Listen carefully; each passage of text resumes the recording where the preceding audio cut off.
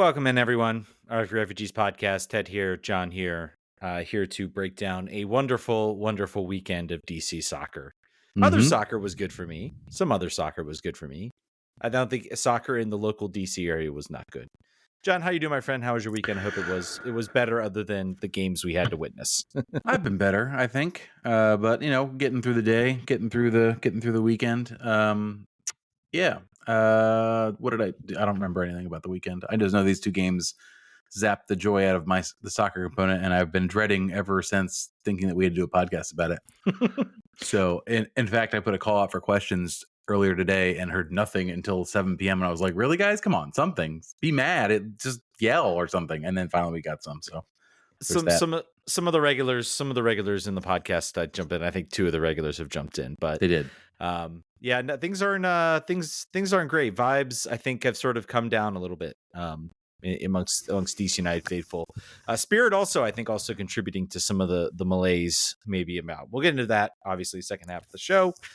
First, album of the day. I haven't done it in a while. Yes. This is Faye Webster. Just got it in the mail today. Check it out. It's good stuff. I'm obsessed with it. If you like to feel sad sometimes, great record. All of her records are great for that. So check it out. Yes. By the way, John didn't ask about my weekend. That's fine. Oh, That's crap. Fine. Sorry, Ted. How was you said you had a good soccer weekend for other teams other than that one. Did you also referee this weekend? No, I did not referee. Actually, been busy trying to move. All of this spec gear is coming down. Moving to another location, back to Richmond. But I went to the Kickers. They won 3-0 in a crucial playoff game where they needed to win to get into the 9th playoff spot or the 8th playoff spot, whatever spot League One has as far as their playoffs go. But they needed that win, and they got that win. So they are now in the playoffs. It's amazing watching a team go out in a crucial match that they need to win and do the job. Unlike the team we're about to talk about, which is DC United. DC United losing 4-0 to the Philadelphia Union. All the worst aspects of this year just kind of coming to fruition. I am so tired. I am so sick of talking about DC United versus the Philadelphia Union in the regular season, and just watching us get beat up and down. We've had some moments where maybe things have looked good, but I feel like we always have these games where it's just we just look so bad against Philadelphia. I tweeted sarcastically, you can tell there's progress this season because previously we would have lost this game 6-0. So we're doing a lot better. Yeah, I mean, let's break into it. So I missed about the first few minutes of the game. Before the goals, I got in there and things were okay. I was like, all right, they're getting chances. They're moving the ball well. They're able to get into attacking spaces. I think they're playing this pretty well. Obviously, Troy Lesesne rolling out sort of like a 5-4-1 type formation. Maybe switches to a 3-5-2 in attack. Prani, of course, getting the start over Ted Kudu-Pietro. You had, of course, Pedro Santos, the only player that can play left back. A lot of people throwing out other lineups, and I'm just if you want to make everybody else worse on the field to maybe cover a situation that I still contend is not really his fault. No. No one made him the de facto starting left back at 36 years old in this team. That's not really what was planned for him at any point. And yet here he is having to do that. So I somewhat feel for him in a way because, it's kind of set up to fail. But as you said, what else are you going to do right now? Everyone's in a bind. David Schnegg needs to have a magic healer rub rosemary on his calf or something. I find it very interesting. I feel like we haven't gotten any updates. I don't know if anybody's been asking in the press conference. I think Troy has been very open about certain injuries. He's been very open about where people are. And I feel like with Schnegg, he's just been oh, he's out for a while. That's all we got. Except for the previous left back, also was not very clear about what was going on with that one. Well, so maybe it's a left back thing. That was a different situation. So at least he's been clear that this has been an injury. But I think this is another game. I think that just kind of illustrates that this roster is just not good enough. They're going to have moments. They're going to have games where they're going to look good. I will not be at all surprised. I know it's Columbus coming to town. I will not be at all surprised that this team suddenly just plays above themselves. Columbus comes in maybe a little bit Maybe they rotate. They've got America in the Campeones final. Again, it's a glorified like charity shield type match at this point. So not like a major trophy, even though, Extra Time Radio really wants you to make you think this is a major trophy. Roasted. But it's not, it's still a trophy, and I still feel like Columbus is going to take it seriously. And I really do believe that there's a chance this team just completely plays above themselves like they've done other times in the season. And who knows, maybe they pop off with a point, would be maybe the highest I would hope for against Columbus. But this is kind of what we've seen from this team. This team puts together good results, but that extra level that you need just to even be considered a playoff team, it's not there right now. And there's going to have to be a lot of changes, a change of formation. I mean, would argue, well, we got a lot of new guys in there. We got Boris now played, Matty Patola played. You, of course, had Christian Benteke, who's going to be back here next year, Gabriel Pirani, who they've signed. A lot of those guys are still there. Yeah, I will say this is a game. If I'm Ali Mackay, I do maybe look at this game and I'm thinking, the leash is not like completely off. And I think we got a question about that, but I'm at least thinking like maybe I'm having some thoughts about, we had this great run and then they just the team just looked like they fell flat today. It wasn't an issue of tactics. To me, this was an issue of performance. Well, with the changes at halftime, some of it was about tactics, I think. I mean, tactics in some way, but personnel probably more than anything else. Well, you're down 2-0 at that point, so you got to throw more forward, I think is what happens. But I think that the fact that they were down 2-0 is an acknowledgement of what was going on was not working. Well, you don't think so? I feel like the two goals. So you look at the two goals, both of them came, obviously off just bad defensive breakdowns. I think Garrison Tubbs especially. Whatever positives I had thinking about him, this guy has a long way to go. Yep. He is completely just on the first goal, particularly just lets I forget the goal scorer here, just kind of drift. Maybe he thinks he's offside at that point, but there's no attempt to mark. It's I don't know how to pronounce his name. Ure. Yeah. Lots of vowels going on. Yeah, it just drifts into that spot. Basically, Tubbs is marking nobody at that point. And I think he gets paid for it with that first goal. And then the second goal, I think it's a similar case where he misses his mark. I mean, again, it's just poor defensive marking guy. Two, like, just easy goals. Right in front. No, like, you just got broke down so poorly and so badly. I don't think overall that the tactic essentially was wrong. I just think it was just poor individual defensive moments in this game where they did not look up to actually like being competitive. I think also McVay had a rough night too. Mm-hmm. He's dealing with a lot. This team really did miss Lucas Bartlett. That wild to say from the start of the year. Yeah. He is shown to have an ability to be a much better marking sort of forward. And so you're dealing with Garrison Tubbs. I think you're seeing quite similarly once Akamboni's healthy, Akamboni moves up the depth chart ahead of Tubbs at this point. So yeah, it was just overall, I think just poor individual performances. I really don't think in the first half the tactic was necessarily wrong. I think the execution by the players was wrong. I don't think you'll see Troy admit that or say that.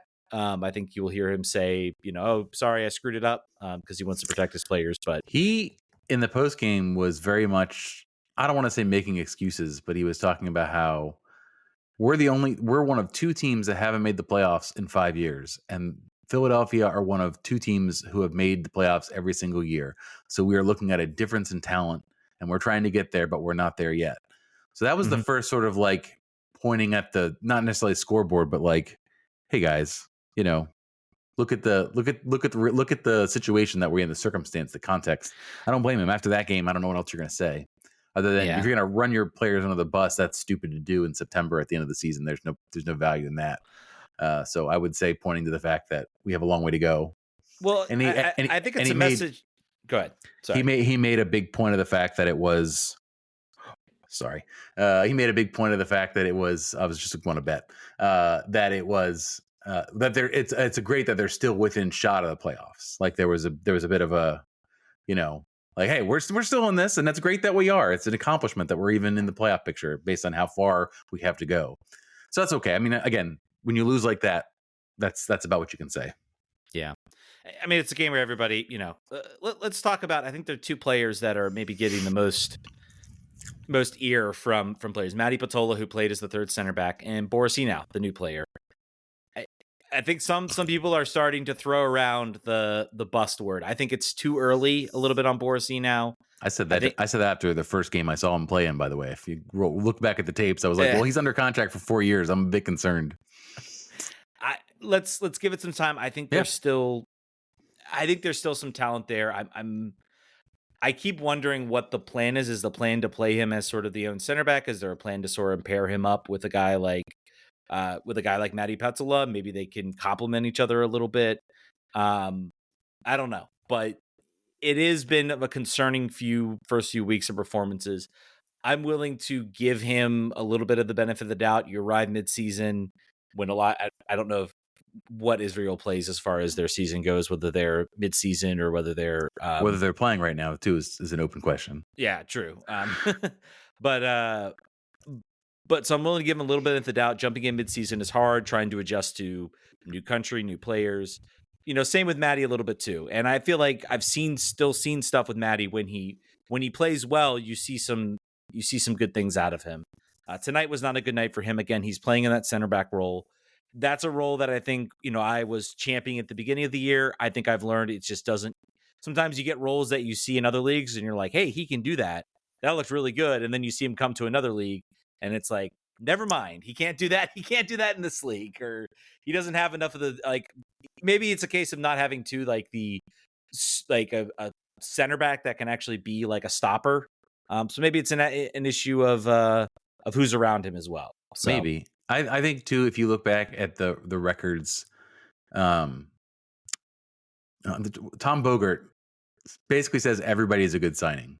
If you go back, when you look at Jayaz, great signing. When you look at Boris Enow, great signing for DC United. Every signing that they come in from another league is like very promising, lots of competition, talented player. So DC United is never alone in the guys that they're picking, but projecting from league to league is challenging. That's why it's such a hard job. And you said it. We're going to give he gets some time here. He gets the rest of the season. He gets an off season. He gets a preseason. But it's something. We have a question from one of the regulars that speaks to this. Like, you've got to decide what you're doing in the middle of midfield when one of these players is committed and contracted for another 3 seasons. So he's going to be here. You got to decide what you're going to build around him, what player complements him. It's a tricky. It's hard. I don't envy Makai's job, even though he's going to have a lot more room to work with next year. That just means more areas on which to trip and make mistakes because you have a lot more freedom to choose.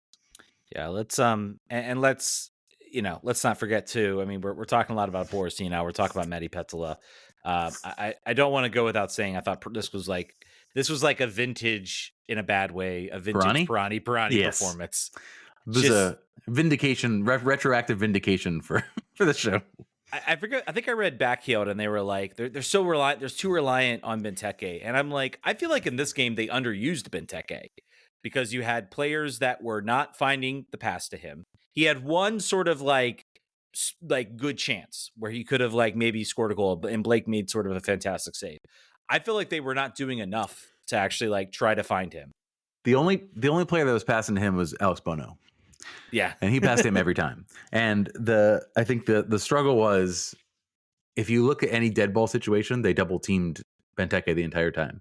They put their largest center back and one other player every time on Benteke, which is smart, and every team should do that. But you could see any free kick opportunity or cross opportunity, they never went to Benteke. It always went to the trail guy. It always went to the other side of the 16 of the 18. So to your point, they did not maximize the one weapon they had. They did not have enough numbers in the box on anything, on counterattacks or on just primary attacking. That was another thing that Troy brought up after the fact. Is like, that's the one thing that I'm going to watch the game, but that's the one thing I think we need to do better on for sure is that. So. Yeah. I mean, it also slowed it down too. They would get the ball into space. They would slow it down, try to sort of pass it around, which sometimes can work. It just, Philly was onto it every time and just completely beat this team down the dribble. everybody on that field for DC United like had a subpar game. Even Click had, I think, probably I would say his worst performance for DC United. Was not effective really on the press. They were bypassing the midfield way too easily.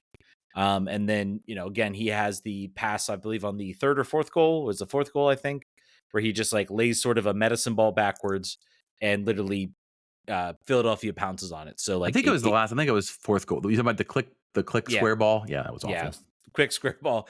I mean, it was just, and that's uncharacteristic of him. He's normally is a better player. So, this is like, but this is, I think, this is the situation that DC's in right now. In the fact that they are in the place they're in, they have to be like perfect. And this is why, like I said, this game, if they win it, if they lose it, if they lose or draw, not making the playoffs, I'm thinking firmly now this team is toast. Yep. I do not see this team making the playoffs. I do not see. Nope. They're going to have other days where they're going to play well. They're going to like still put together some results. Maybe they creep back into that spot, but this just shows like it seems like they get into a situation with a team that knows they need to win. They just don't have the talent to actually meet the challenge. So, yeah, I think Click is also not used to being in lost cause situations. Like I think a 4-0 loss on the road, it's just like demoralizing and sort of it erodes your sharpness. It shouldn't when you're a professional and you've been in the game a long time, but I don't think that this is necessarily what he signed up for, or any of the sort of Benteke threw his tape off at the end of the game. Like they were just mad. Everyone was like very frustrated for having to be a part of this in a game that they all knew they had to win. The pressure was on them. They felt it. Aaron Herrera in the midweek was talking about what he thought he needed to do. And he made it clear, like the players knew, they all knew what the deal was. And they just completely failed in all aspects. And this was a game that, I don't know, it should have, and if not winnable, it certainly should have been more competitive. And they certainly should have been able to, even after the first two goals, there was a small spurt where DC had like a little bit of a momentum, but it died immediately. They just could not figure out a way to possess the ball. They couldn't figure out a way to find Benteke, their only option, their only weapon. Just really disappointing overall, and really sort of takes the wind out of your sails from the optimism perspective. If there are people that are like really sure that this team is going to make the playoffs, like you should make bets with them about other things because they may not be very good at predicting the future. I just don't see it. I do think, to give this team credit, I think they will bounce back. I think there will be a moment, and I think I could. I would, if I would say, if you want to make like a low risk bet, maybe bet DC to beat Columbus, because that's a game I could see this team just kind of pulling this out. They've done this sort of all year. They get players back healthy. I don't know what Click's status is. Maybe that'll be a question for the midweek. But they're gonna go. They're gonna get Bartlett back. They're going to have, hopefully, Akamboni looks like he's on his way back. And I think they're going to, they kind of put forth these stinker performances, and then they kind of are like, all right, let's wash that taste out of our mouth. And then they go and they play, above themselves. And I think that's really, this team, in order to make the playoffs, has to play above themselves, like above what they are right now. They did that for, I would say, for the past, like, since the Leagues Cup break, they've played sort of above themselves, maybe with the exception of the Dallas game. But, if every one of those stinkers where you play below yourself, then that's when, you give up results, you give up games. They're not a team that's talented enough to do those types of things right now. And that's why they lost this game.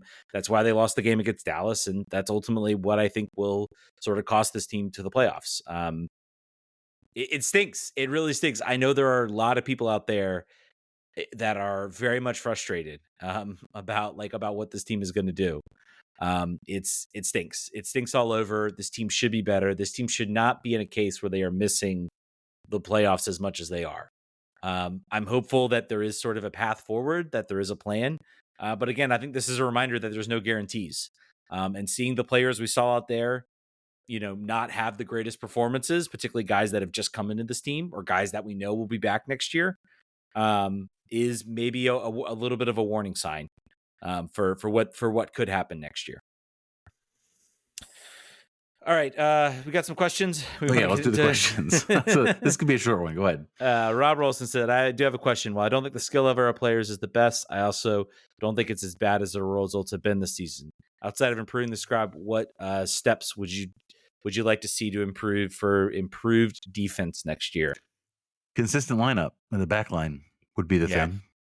I think you need a high level center back, TAM level, maybe potentially DP level. I think you start looking. I think Bono's been, I think, solid. Like, he's a solid goalkeeper. I don't know if Bono's a goalkeeper that you can win a championship with, or make a deep run in the playoffs. Maybe you can. Maybe he would prove me wrong.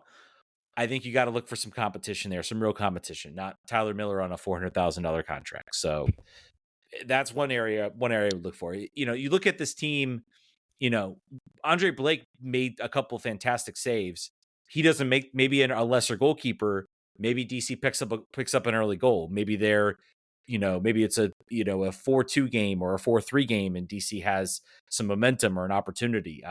Blake was fantastic in this game, and really there weren't too many chances DC had, but he had a couple really just excellent save, both one on Click and one on Benteke. If those go in the back of the net, maybe you're looking at sort of a different game. So I think this team needs elite level goalkeeping. If you want to start talking about compete, that's what all the teams that are above them have. They have a goalkeeper you can trust to win you games. Bono does that on occasion. Maybe there's a chance he grows, he levels up. And I think also just getting a high level center back. Maybe you'll use that DP slot on a center back. So I think you need a high level center back, and you need a real left back, a real backup left back. Connor Antley will be fine. He's coming back from an ACL. I think he's more of a utility player. I think I want someone that you can count on to come in that's not 36. Maybe a Graham Jones. I would actually not prefer him to be that position. I would actually prefer someone that has a little bit more seniority. I think with Matai and Tubbs, I think we have about all the youth that we can handle. I think on the back line, I would want someone that's got a little bit more little less tread on the tires, I guess, a little bit more experience to step in. I basically just never want to have. I don't want an obvious target. On this team, like when you see the lineup, you don't want to be like, well, I know when they show the traffic on the graphic at halftime where all the traffic is on the field, it should never say 85%. That's not what we want. We want to avoid that situation going forward. I would maybe I think I feel like when you bring in a young player, yes, you might have some issues, but I feel like there's more of a chance you bring in a young player, you give them an opportunity to step up, and then suddenly, if you find yourself in a Kevin Paredes situation where he immediately steps in, that's a little more a sure thing than finding some journeyman down in the USL. As much as I thought Connor Antley was really good, and I think he really, in my opinion, maybe was like an underrated story. I wonder if this season would be different if he had been healthy. I think they still go out and get David Schnegg, but I just think purely from a depth perspective, they would have had fewer issues trying to figure out how to manage that wing back spot. I think it would have had less time for Pedro Santos. Maybe you would have had a different story for this team. Maybe. Richard Rolson says, would you bring Knaus or Click back if you could only bring back one? Oof. Let's make this harder on ourselves. We'll say for an identical salary. Identical salary, or we'll say both on a TAM deal. Which oh man, it's tough. It's tough because they don't feel they're both in the midfield, but they both are different players. Yeah, I'd say Click still. Yeah, I would say getting Click on a TAM deal, I still think makes it worth it because you can get, again, you have the space, you can go get a DP number 10. Yep. Maybe he slides into a different role. Maybe he, causes some competition. Maybe he can be, later in his career, a really big spark off the bench. So, Richard, we have not heard any rumors about DC's next pro. Yeah, we're pretty far from the rumor mill these days. So no, unfortunately, I think the question was is DC United's MLS next pro team closer than we think, or have we heard anything? We've not. I don't know. Baltimore someday is the answer. Yeah, they're still pushing Baltimore. We think I have friends that just moved. Trey and Karen moved right next to where the new stadium would be in Baltimore. I was like, guys, you're gonna be the first season ticket holders, obviously, for MLS Next Pro, the most important league that can be. Mark Goodling, how much of a lease will Troy have next season? Interesting question. Interesting question. How much of a leash will he have next year? I think if he has a season like this, he'll see out his contract. If he has a season worse than this, then he will not. I think I'm gonna say I think if it's like this, I think I agree. If it's like around the playoff spot, not wooden spoon contending. Although we're not that far. I will say it's going to depend on it's going to depend on what DP slots this team is going to use, what talent they're going to bring in for the winter. I think you're going to get a lot of good depth players in the winter. I think that's going to be probably their primary goals. They want to sort of bolster the depth of this team. I'm not sure. Maybe they hold one of those DP slots open for the summer. That's where you can maybe bring that talent in. I think if this team is hovering around there, and then I think if they sink lower, if they don't improve significantly after that next summer window, I could see them saying, we're going to make a move now. We're done. Bye. We're going to grab somebody else. I think it's going to depend on also the overall mood of the locker room, how things are going too. I think it's definitely going to be put up or shut up time as far as like the excuse of the disastrous cap is no more. They're gone. Yep. And you've got to go and you've got to perform. Did we get any? I didn't see. Did we get any Discord questions? I'll look, but I don't believe we did. No, we did not. Nope, no Discord questions. So bit of the malaise everywhere. Yeah, we all feel it, except for not everybody has to do a podcast, but we do. Columbus next week predictions. Go. What do you think? You said potentially win, just as like a reverse whammy situation. Is it home or at Columbus? It's home.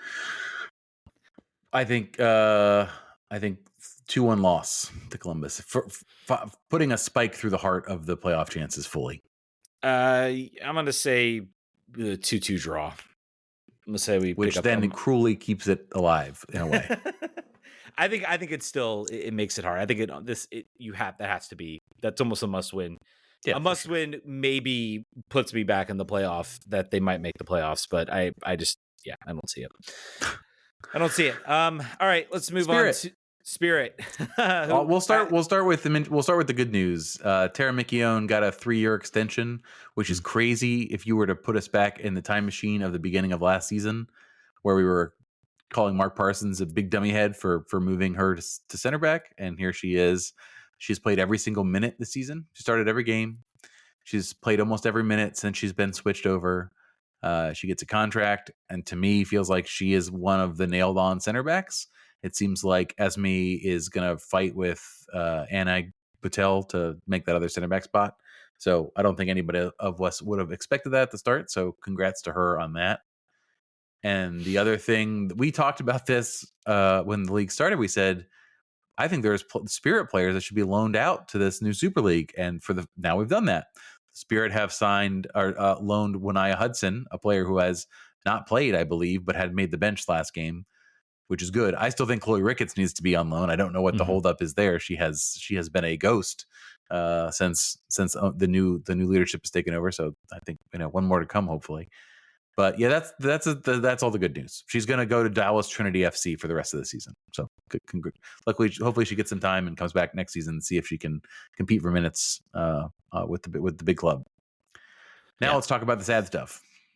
The sad stuff, which is the game against the KC Current. I mean, it was just I think this is another performance where, similar to DC, just no one played above himself. No one played well. They lost like a lot of key moments in this game. It was just kind of a performance where I just don't think they were up for it. This was a game. This was a game I think you needed to win if you wanted to talk about the Shield. At the very least, you wanted to get a point out of it, to just kind of hold fast on the second place spot. We've talked about this team. I think this is the first game where I felt like, man, Croy Bethune, I think, could really make a difference at this game, because to Casey's credit, they really locked things down defensively. And the Spirit had a few looks, but they had maybe about half the looks that they've gotten in normal games. And when you have a team, and then, when your team's able to get a pretty fortuitous own goal, and then, you have a couple bad breakdowns, that can be the difference in a game. You love when you get outshot on shots on goal and Mhm. all the shots on goal for Kansas City went in the net. You do love that. That's a really lovely stat. I think yeah, if you look at the lineup, there were no surprises. Really. Um, Ashley Hatch keeps her spot up at the 9. It's funny how much Ule Sarr's absence is affecting sort of the depth component. Everybody moves up a spot, and it hollows out the bench a little bit. If you looked at the bench last night, as far as proven attackers go, there were none. I guess she wasn't available. Brittany Rowe, no, she was available. Brittany Radcliffe was available, did not feature. There was not really any attacking threat to come off the bench as it was situated last night. So I think that's something to watch. It's a trickle. It's all trickles down. I think Croy's injury changes what Lacey Santos is thought to do. Sarr's injury means Hatch is now dependent on to be the primary scorer, and but the fact is now the best distributor was injured, and then Trinity Rodman had a game. Well, we did. Trinity Rodman being injured is a big deal. It was a back spasm. She was wheelchaired off, so that scared everybody. But after the fact, we're told it's just a very bad back spasm. She has battled back injuries since for like a year and a half. Has been jostled around a lot. She does I think a lot of physical therapy and stuff to keep it going during the week. But back spasm is a much better outcome than any sort of situation that would have required a back surgery or flip disc or any of that stuff. Then we would have been in real trouble. This team without Trinity is gonna lose in the playoffs in game 1. So, like I think you said ice her down.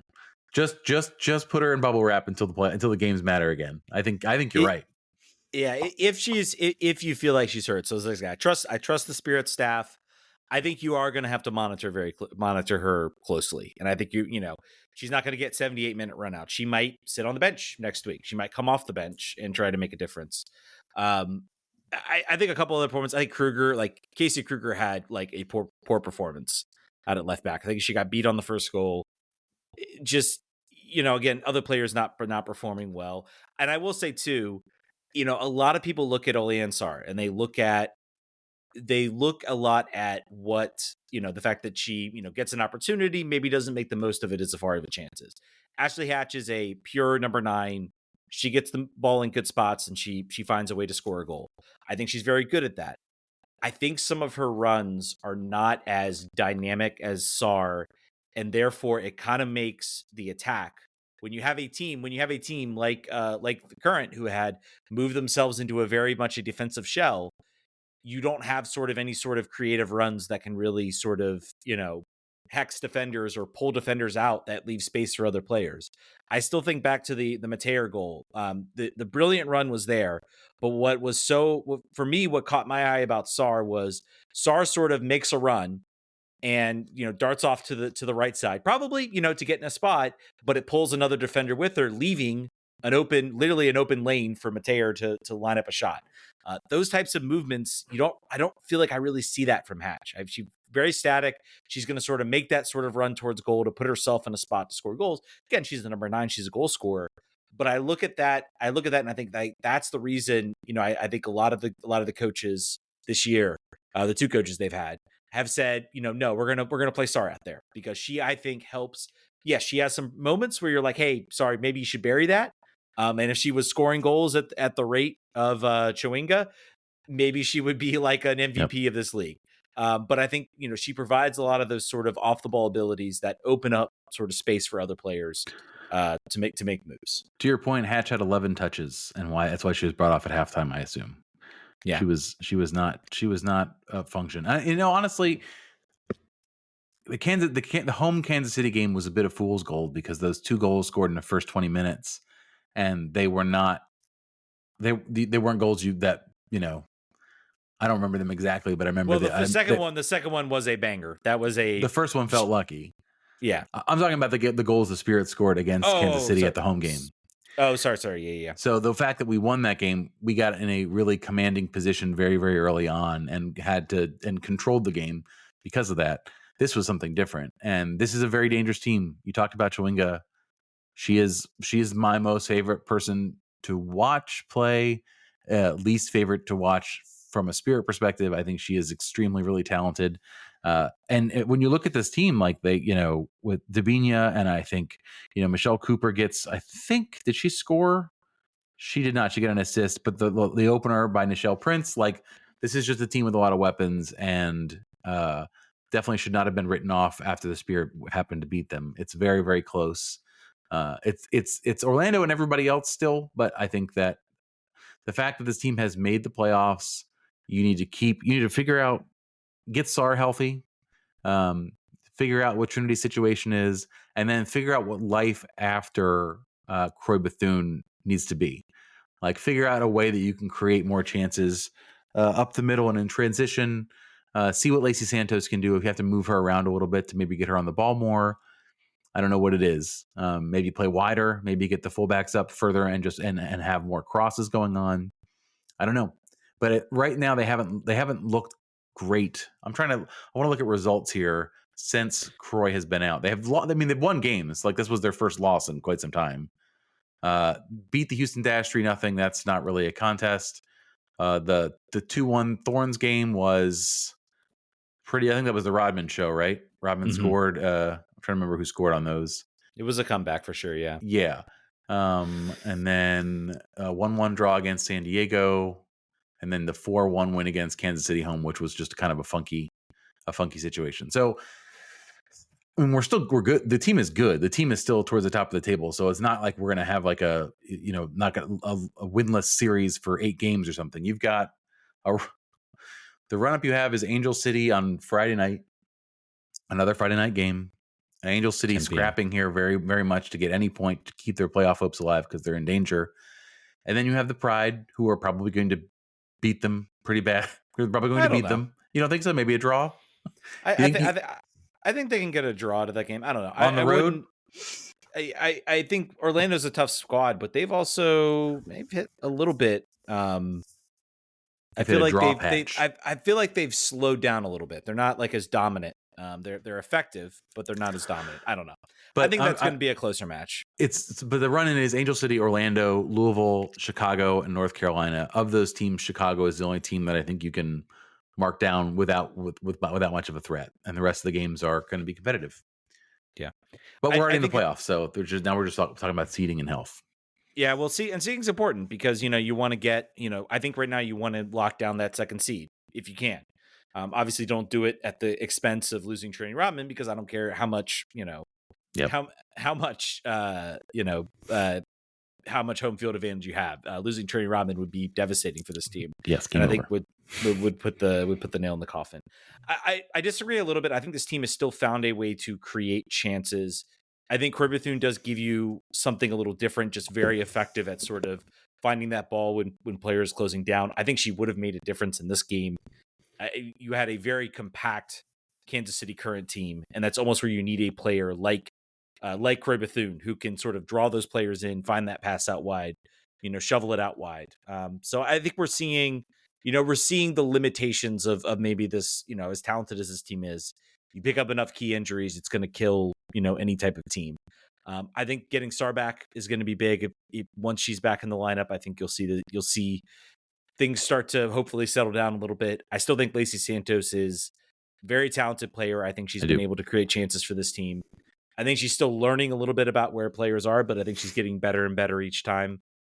So I'm not so worried. I'm not so worried about this team, moving forward even after this result. I think we'll see this team bounce back against LA.